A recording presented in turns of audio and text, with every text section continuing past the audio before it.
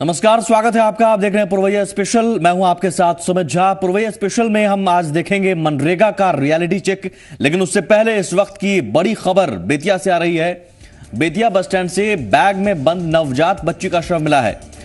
फिलहाल जांच चल रही है, लेकिन नवजात का शव मिलने के बाद वहां सनसनी फैल गई। नवजात बच्ची का शव वहां किसने रखा और कैसे उस बैग को बस स्टैंड पर पहुंचाया गया, किसने वहां छोड़ दिया नवजात बच्ची की हत्या करने के बाद, ये तमाम सवाल अभी पुलिस जवाब खंगालने में जुटी हुई है।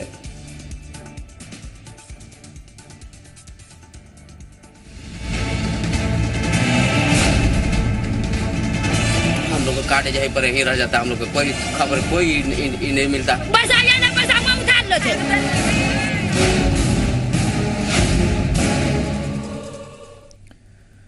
2 फरवरी को महात्मा गांधी राष्ट्रीय ग्रामीण रोजगार गारंटी अधिनियम यानी मनरेगा के 10 साल पूरे हो जाएंगे।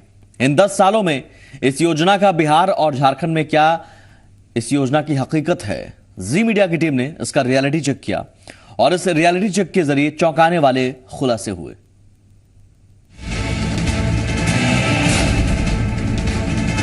हम लोग को काटे जाए पर यहीं रह जाता, हम लोग को कोई खबर कोई नहीं मिलता। बस आ जाना, बस हम उठा लो थे।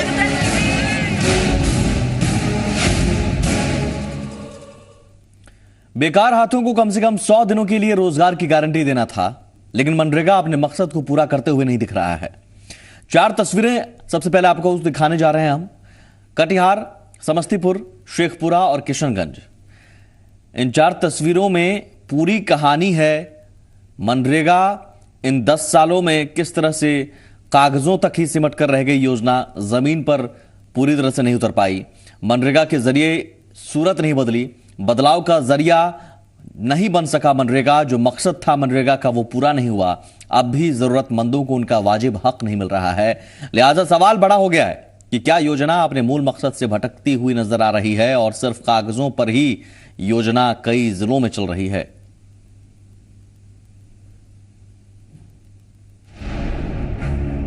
मनरेगा से हालात बदलेंगे, लेकिन बदलाव अब कहीं दूर ही खड़ा दिख रहा है। बिहार में भी इस योजना के जरिए सुनहरी लाइन नहीं खींची जा सकी। जिन्हें कार्ड मिला उन्हें काम के एवज में पैसा नहीं मिला। फर्जीवाड़े का खेल ऐसा कि जिंदगी किश्तों में उलझी हुई नजर आ रही है। बस आ जाना, बस हम उठा लो थे। कल का पैसा तोरा नहीं, अब पैसा नहीं छन तोरा। पैसा उठा लियो तोरा। बैंक के लिए हमरा सरकारी आदमी बैंक नहीं दर करे। पहले से अब वहां घोल तू जाए हम था छिप दलो छे। पहले से पुरजा चले रहे सरकारी आदमी का। मनरेगा के नाम पर करोड़ों रुपए खर्च करने का दावा किया जाता है, लेकिन दावा हकीकत के आईने से धुंधली तस्वीर ही बयां कर रही है। लिहाजा मजबूरी की ऐसी इंतहा है कि रोजगार के लिए दूसरे राज्यों में पलायन एक सच बन जाता है। निश्चित रूप से देखते हैं कि ये मामला क्या है, कौन सा योजना से बन रहा है। ब्लॉक स्तर से तो ये नहीं ही है, क्योंकि ब्लॉक स्तर से जितनी भी योजनाएं चल रही है या चली थी उसका मैंने अभी तक रिव्यू किया है। ये ब्लॉक स्तर से नहीं है, ये मनरेगा स्तर से हो सकती है। लेकिन इसके बावजूद अधिकारियों की नींद नहीं टूटती। जांच की आड़ में सच्चाई पर पर्दा डालने की बेजा कोशिश हो रही है। काम कैसे मांगे? 150 रुपए में पेट भरेगा? बच्चा का बिस्कुट लेते हैं 200 रुपया का, 150 रुपए में पेट भरेगा? यहाँ मिलता है 350 400 रुपया। साग सब्जी करके 150 200 रुपया बच जाता है हटिया उटिया करके। जाहिर है गरीबों को रोजी रोटी के सपनों को पंख लगाने वाली मनरेगा अब भी दोराहे पर खड़ी नजर आ रही है। शेखपुरा से मुकेश कुमार सिंह, कटिहार से राजीव रंजन, समस्तीपुर से संजीव नैपुरी के साथ अमित कुमार सिंह, जी मीडिया, किशनगंज। ये आपने बिहार में मनरेगा योजना का सच देखा। झारखंड भी अब आपको लिए चलते हैं। हम आपको 2 तस्वीरें झारखंड की सबसे पहले दिखाते हैं। पहली तस्वीर होगी गढ़वा की। मनरेगा के जरिए हालात में कितने सुधार हुए, इस तस्वीर में कहानी छिपी है। वहीं दूसरी तस्वीर राजधानी रांची के पास की है। यहां भी हालात कुछ बदले हैं, लेकिन 10 साल में मनरेगा को जो रफ्तार पकड़नी चाहिए वो रफ्तार नहीं दिख रही। कागजों पर भले ही मनरेगा योजना जमीन पर कहीं भी नजर आ रही है और कहीं सिर्फ कागजों तक ही ये योजना सिमट कर रह गई है। 2 फरवरी को मनरेगा योजना के 10 साल पूरे हो जाएंगे, लेकिन झारखंड के गढ़वा में मनरेगा का क्या सच है वो देखिए इस रिपोर्ट में।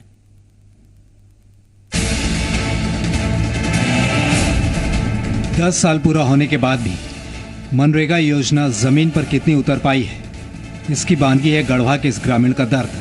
पिछले 10 साल में इस योजना का हर्ष ये है कि यहाँ काम जमीन पर कम, कागजों में ज्यादा दिख रहा है। जितने भी गरीब हैं उनका जॉब कार्ड नहीं है, बड़ा बड़ा लोगों को जॉब कार्ड है, और उससे कि गरीब को जो अधिकार है वो वंचित रह जाते हैं कि काहे कि जो कि बड़ा बड़ा लोग हैं से उसमें बिचौलियागिरी करते हैं ठेकेदारी माध्यम से। मनरेगा के तहत जिनका जॉब कार्ड बन भी गया है, उन हाथों को भी काम नहीं मिल रहा। ग्रामीणों का आरोप है कि जॉब कार्ड पर नाम तो उनका होता है, लेकिन पैसा किसी दूसरे के नाम से निकाल लिया जाता है। जो ठेकेदार है कार्ड ले गए और इस कार्ड पर कुछ काम के नाम पर पैसा उठाए, है ना, और ये काम हम लोग के तो मिला नहीं, लेकिन कैसे पैसा उठाए उनका नहीं। अब तक कितना काम मिला है आपको? हमको कुछ भी काम नहीं मिला है, जॉब कार्ड से मनरेगा से नहीं मिला है। ठेकेदार लोग दूसरे जगह के आदमी के आन के काम करवा लेते हैं और पैसा बचा लेते हैं। हम लोग का कार्ड यहीं पर यहीं रह जाता है। हम लोग को कोई खबर कोई नहीं मिलता है कि जब चलो वहाँ पर तुम काम करो, तुम्हारा उसमें कार्ड पे आप तुम्हारा पैसा चलेगा। जाहिर है 10 साल के लंबे सफर में भी मनरेगा का मकसद सिर्फ कागजों में ही पूरा होता नजर आ रहा है। चंदन कश्यप, जी मीडिया, गढ़वा। कुल मिलाकर करप्ट सिस्टम की भेंट चढ़ती हुई नजर आ रही है हर जगह। ये योजना भ्रष्टाचार और खामियों के बावजूद मनरेगा ने 10 साल पूरे कर लिए। झारखंड में इन 10 सालों में मनरेगा की क्या हालत है, देखिए ये रिपोर्ट।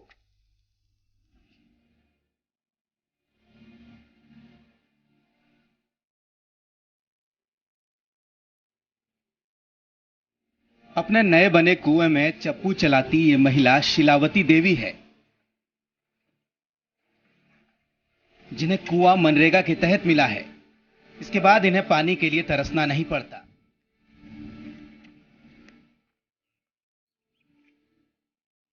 अपने खेतों में परिवार के साथ काम कर रहे ये मणि उरांव हैं, जिनकी किस्मत भी मनरेगा ने बदली। कुआं मिला और अब फसल भी ज्यादा होने लगी। पानी के लिए बहुत कुछ मेरा सुविधा नहीं था, तो सुविधा नहीं के कारण के हम बहुत तरसे पानी के चलते। लेकिन जो गांव स्तर में जो मीटिंग हुआ ना, तो उसमें प्रधान लोग को बोले कि कुआं का चलते, वो लोग भी सोच रहा था किसी हालत में इसको कुआं मिल जाए तो बहुत। मेरा समस्या देख के रांची काम करने जाते थे, कुआं मिला उस समय से तो हम खेती बाड़ी करते हैं और बाल बच्चा को पढ़ा लिखा रहे हैं। कब मिला था कुआं आपको? 2007 में। रांची में मनरेगा की तस्वीरें भले ही सुकून देने वाली हों, लेकिन पूरे झारखंड का हाल ऐसा नहीं है। कहीं काम नहीं मिला तो कहीं काम का भुगतान नहीं हुआ। मजदूरों को ये भी शिकायत है कि मजदूरी की दर काफी कम है। काम होता है लेकिन मास्टर नहीं आता है, पैसा ठीक से नहीं आता है, इसलिए काम छोड़ छोड़ के करते हैं हम लोग। पैसा ठीक से नहीं आता है। मशहूर अर्थशास्त्री जिया द्रेज भी मानते हैं कि मनरेगा में काम तो हुआ, लेकिन मनरेगा को लेकर जो सिस्टम डेवलप करना चाहिए था वो नहीं हो पाया। पहले 5 साल में काफ़ी उम्मीद और परिवर्तन दिख रहा था। शुरू में ज़रूर बहुत समस्याएं थे, भ्रष्टाचार था और सिस्टम भी तैयार नहीं था, लेकिन धीरे धीरे समस्याओं को दूर किया गया, भ्रष्टाचार कम हो गया, करोड़ों लोगों को काम दिया गया। मनरेगा का मकसद लोगों को रोजगार देना था, मजदूरों का पलायन रोकना था और गांव में खुशहाली लानी थी। लेकिन कई पड़ाव पार करने के बाद भी ये योजना अपने मकसद में कामयाब नहीं हो पाई है। मनरेगा को शुरू हुए 10 साल हो गए। इन 10 सालों में मनरेगा पे भ्रष्टाचार के कई गंभीर आरोप लगे, लेकिन कुल मिलाकर अगर देखा जाए तो इस योजना से आम लोगों को जहां एक ओर लाभ मिला, वहीं दूसरी ओर रोजगार के नए अवसर भी खुले। कैमरामैन विशाल के साथ आशुतोष कुमार, जी मीडिया, रांची। जाहिर है कुछ हद तक सुकून देने वाली तस्वीरें हैं, लेकिन कई तस्वीरें परेशान करती हैं इस योजना को लेकर, जहां कहीं अभी भी कई जगहों पर योजना जमीन पर लागू नहीं हो पाई है और लागू हुई भी तो उसमें कई गड़बड़झाले हैं। गड़बड़झालों का खुलासा आरटीआई के जरिए भी हुआ है। आरटीआई से मिली जानकारी के मुताबिक मनरेगा के तहत पूरे देश में वित्तीय वर्ष 2010-11 में 39,377 करोड़ रुपए, 2011-12 में 37,072 करोड़ रुपए, 2012-13 में 39,778 करोड़ रुपए, 2013-14 में 38,601 करोड़ रुपए, 14-15 में 36,043 करोड़ रुपए और 15-16 में 14 सितंबर 2015 तक 18,780 करोड़ रुपए खर्च किए गए। यानी कागजों पर खर्च हुए, लेकिन तस्वीरें हमने जो दिखाई कई जिलों से, उसमें ये बताती हैं कि खर्च जो किए गए वो शायद सही मायनों में जिन्हें मिलना चाहिए हक, उन तक नहीं पहुंच पा रहा है। और वजह करप्ट सिस्टम।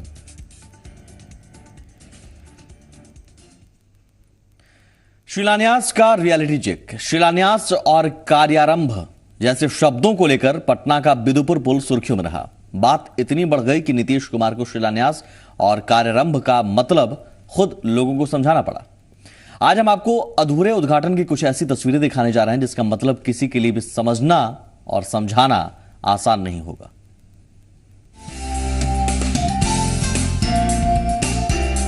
पटना का नियोजन भवन सूबे के बेरोजगार युवकों के लिए उम्मीद की एक किरण है। अगस्त 2015 में सीएम नीतीश कुमार ने इसका उद्घाटन किया था, लेकिन 6 महीने बाद भी भवन का इस्तेमाल नहीं हो सका है। बस दिखाना है लोगों को कि हम काफी सक्रिय हैं विकास के प्रति। दिखावा से तो विकास नहीं होगा, करने से विकास होगा। उद्घाटन करना, किसी चीज का शिलान्यास या अधूरा उद्घाटन, इससे सॉल्यूशन तो नहीं हो सकता है, लेकिन कर ही रहे हैं, दिखावा कर रहे हैं। जितना काम हो रहा है उससे अधिक प्रचार कैसे हो लोगों के बीच में, इस मकसद से कर रहे हैं। दूसरी तस्वीर पटना के बिहार म्यूजियम की है। इस अंतर्राष्ट्रीय म्यूजियम के निर्माण में लगभग 600 करोड़ रुपए खर्च होने हैं। सीएम नीतीश कुमार ने इसका भी उद्घाटन कर दिया है, लेकिन तस्वीरें बता रही हैं कि यहां अभी काफी काम बाकी है। ताल में हम तो जो काम करते हैं वह लोगों के दिल पर राज करते हैं और काम जमीन पर दिखाई पड़ता है। इसलिए अगर शिलान्यास हुआ तो कार्यारंभ टेंडर की प्रक्रिया पूरा होने के बाद उद्घाटन जब उसकी पात्रता सही हो जाए तब। तो ये तीनों मानक हमारे लिए महत्वपूर्ण है। अब सवाल यह है कि क्या उद्घाटन और शिलान्यास का मतलब बदल गया है या मायने। आशुतोष चंद्रा, जी मीडिया, पटना। इंसान की बुद्धि और उसका विवेक उसे दूसरे जीवों से अलग करता है, लेकिन आज हम जो तस्वीर आपको दिखाने जा रहे हैं वो कुछ और ही बयां कर रही है। पटना जू प्रशासन ऐसे ही कुछ लोगों से परेशान है।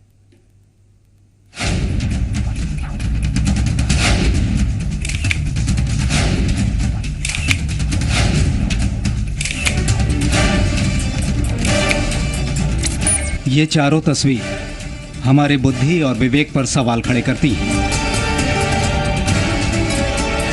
जानवरों, पक्षियों और दर्शकों को सुरक्षित रखने के लिए ये पिंजरे बनाए गए हैं, लेकिन जू आने वाले कुछ लोग अपने मनोरंजन के लिए सुरक्षा घेरे को भी नजरअंदाज कर जाते हैं। नियम है किसी भी चिड़ियाखाना में वो जानवरों को खिलाना, जानवरों को छेड़छाड़ करना, शोर हल्ला करना, ये सब वर्जित है। ये दर्शकों का साथ साथ जानवरों दोनों का ये सुरक्षा के लिए होगा। दरअसल ये हरकत न केवल जानवरों के लिए घातक है, बल्कि कई बार घूमने आए दर्शकों को भी इसकी कीमत चुकानी पड़ती है।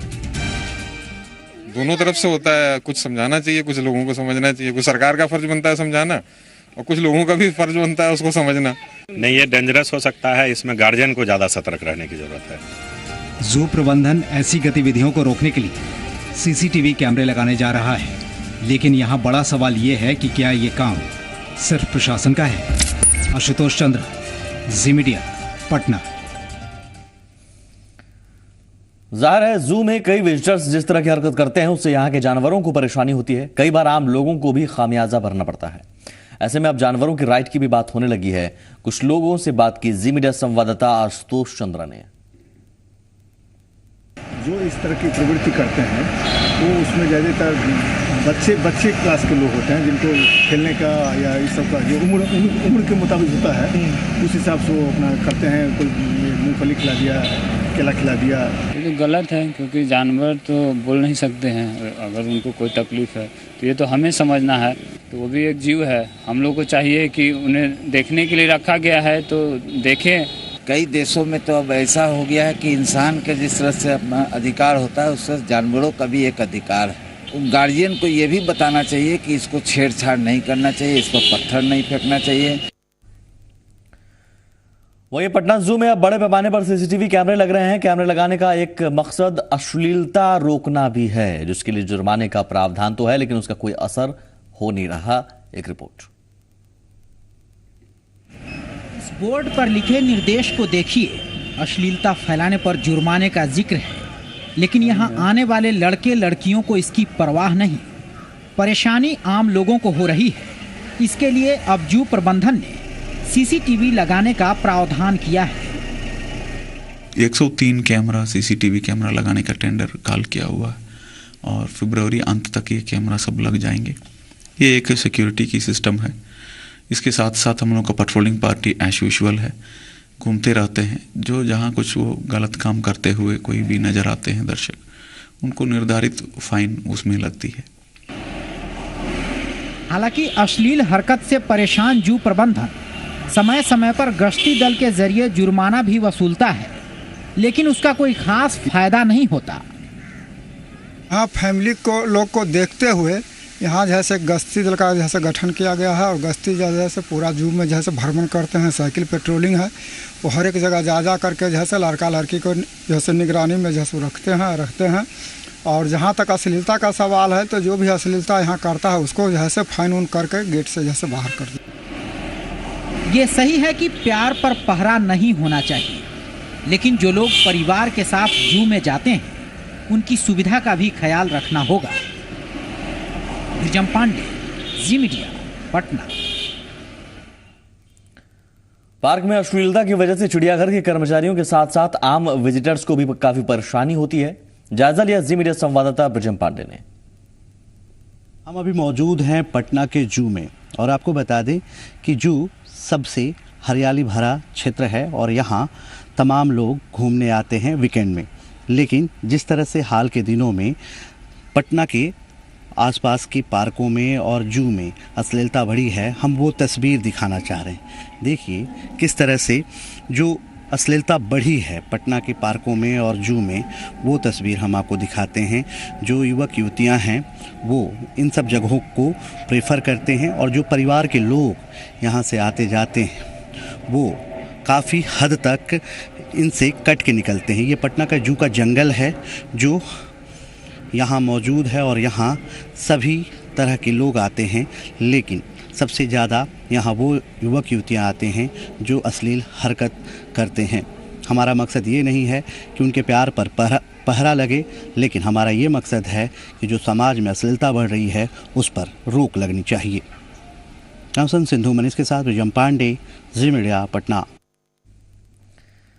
आगे बढ़ते हैं। आप किसी भी पेशे में हो लेकिन समाज के लिए कुछ करने की सोच हो तो उससे बदलाव आता है। अहमदाबाद के सरकारी अस्पताल में ऐसे एक डॉक्टर हैं जो सिर्फ इलाज ही नहीं करते बल्कि अपने प्रयासों से अस्पताल में आने वाले हर मरीज के रिश्तेदार की आधी मुसीबत दूर कर देते हैं।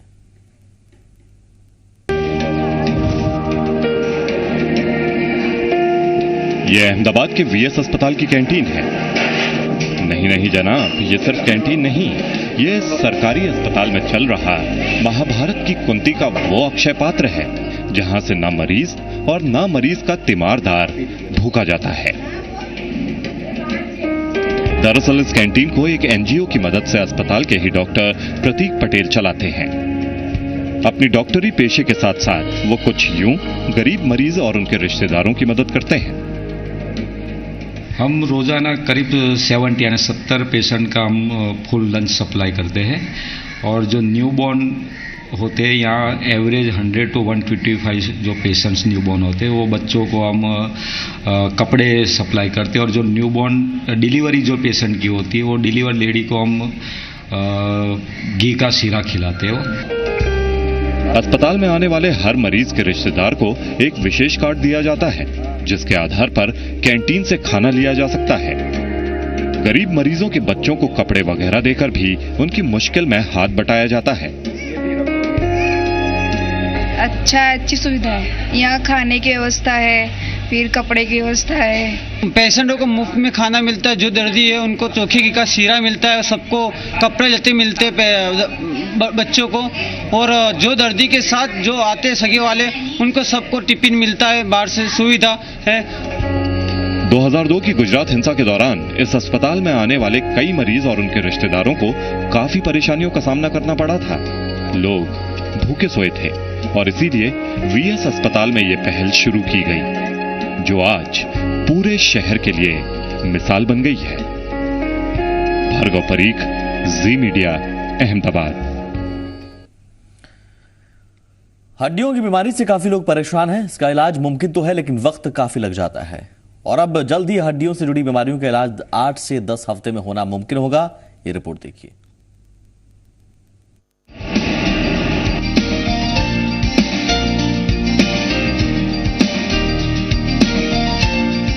एलोपैथी से आगे आयुर्वेद,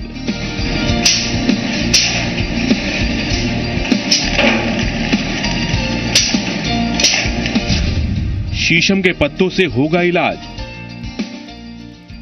ये सुनकर आपको अजीब लग रहा होगा, लेकिन ये मुमकिन है। शीशम पेड़ के पत्तों से इलाज होगा, और वो भी हड्डियों से जुड़ी बीमारियों का।